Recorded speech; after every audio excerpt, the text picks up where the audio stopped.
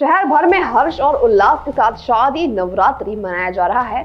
आस्था और श्रद्धा के बीच मन रहे इस उत्सव पर आज हम आपको प्रसिद्ध कर्फ्यू वाली माता के दर्शन करवा रहे हैं। बताया जाता है कि जब माता की मूर्ति की स्थापना यहाँ की जाना थी, उस समय समुदाय विशेष ने यहाँ पर मंदिर की स्थापना होने पर रोक लगाई थी, जिसको लेकर यहाँ पर प्रशासन धारा कर्फ्यू लगाया गया था। भोपाल के सोमवारा चौराहा पीर गेट के पास स्थित मां भवानी मंदिर आज कर्फ्यू वाली माता के नाम से प्रसिद्ध है।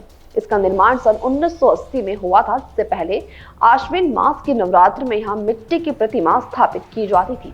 उस समय पूरे इलाके के लोग मिलकर अस्थायी प्रतिमा की स्थापना कर पूजन करते थे। धीरे धीरे भक्तों ने यहाँ मंदिर बनाने का निर्णय लिया, लेकिन स्थापना के दौरान बड़ा विवाद खड़ा हो गया। इस कारण कर्फ्यू लगाना पड़ा। इसी कारण यहाँ स्थापित मां को कर्फ्यू वाली माता के नाम से जाना जाता है। भक्त मंदिर में नारियल पर मन्नत लिखकर माता को चढ़ाते हैं। मान्यता है कि सच्चे मन से मांगी गई मन्नत माता पूरी करती है। यहाँ मंदिर के शिखर पर 4.5 किलो सोने का उपयोग किया गया है। शारदीय नवरात्रि के पावन पर्व पर हम लगातार आपको भोपाल के मंदिरों की कथा बता रहे हैं, इतिहास बता रहे हैं। इसी क्रम में हम आज आपको लेकर आए भोपाल के कर्फ्यू वाली माता के मंदिर में। माता के मंदिर का दरबार इतना सजा हुआ रहता है और यहाँ पर कई तरीके की कथाएं भी हैं। कई तरीके से यहाँ पे भक्तों को आशीर्वाद भी माता ने हमेशा दिया है। इसी की जानकारी लेने के लिए आज हम यहाँ पंडित जी से भी चर्चा करेंगे कि कर्फ्यू वाली माता का नाम किस तरीके से पड़ा और माता के मंदिर का क्या इतिहास रहा है। जय माता दी। जय माता। आप जी रमेश दुबे। यहाँ पुजारी कब से हैं? जी 18-20 वर्ष हो गए जी। यहाँ माता जी को कर्फ्यू वाली माता बोला जाता है, तो इनका नाम ये कैसे पड़ा? जी क्या है कि ये कर्फ्यू में जो है माता जी के मंदिर की स्थापना हुई है। माता जी की स्थापना जो है कर्फ्यू काल के समय हुई और लड़ाई का विवाद बन गया था, इसलिए कर्फ्यू लगाना पड़ा सरकार को। लेकिन इसके बाद भी जो है माता जी की स्थापना हो गई।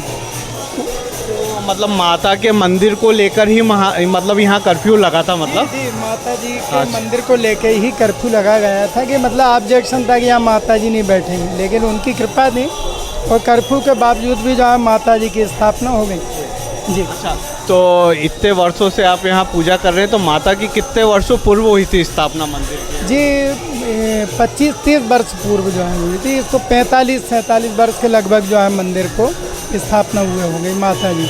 यहाँ पर स्वर्ण मंदिर भी जैसे लिखा हुआ है, तो ये पूरे क्या सोने से सुसज्जित है? जी ये माता जी का जो है पूरा स्वर्ण सिंहासन बना हुआ है। कलश जो है वो 5 किलो स्वर्ण जो है जिसमें लगा हुआ है। कलश शिखर पे जो लगा है उसमें पूरा 5 किलो सोना है। ये और सारी समिति की जो है व्यवस्थाएं चल रही है कि मंदिर जो है पूरा स्वर्णमय जो है हो।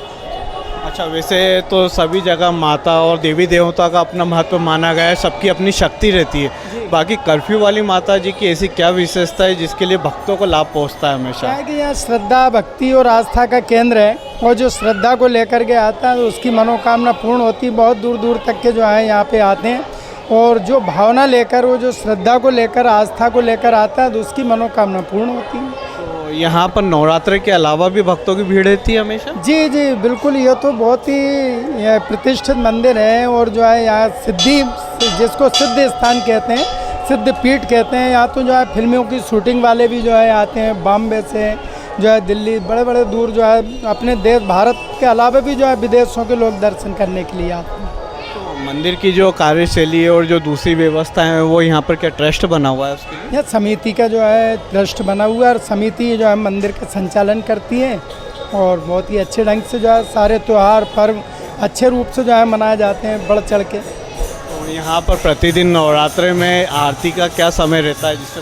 जी प्रतिदिन हमेशा उस आरती का समय जो है निश्चित है। वो त्यौहार हो, पर्व हो, सुबह जो है आरती 6:30 बजे प्रारंभ होती है। दूसरी आरती 9 बजे प्रारंभ होती है। इसके बाद 12-12:30 बजे शयन आरती होती है। फिर शाम जो है रात्रि 8 बजे आरती होती है। फिर रात्रि को शयन आरती जो है 11 बजे होती है हमेशा की। और यहाँ पर मेले का भी कुछ आयोजन होता है या नहीं होता?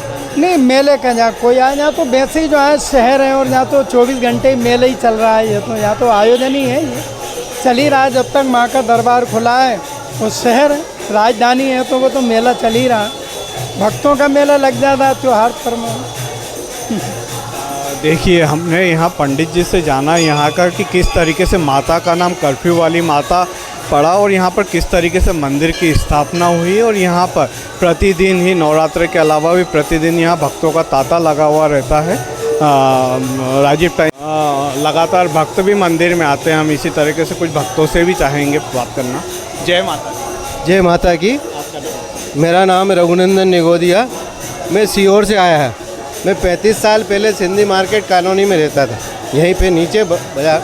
तभी से मैं इतवार को तो आरती में सम्मिलित होता था। यहाँ मेन पुजारी जी थे बाबा अवस्थी जी, उनका बड़ा माता जी के प्रति बड़ा लगाव था। उनका बड़ी श्रद्धा से भक्ति करते थे। उनका समय, किस समय उनको उठाना है, किस समय सुलाना है, किस समय उनकी आरती करना, वो माता के यहाँ जो भी यहाँ आता है सारी उसकी मनोकामना पूरी होती है।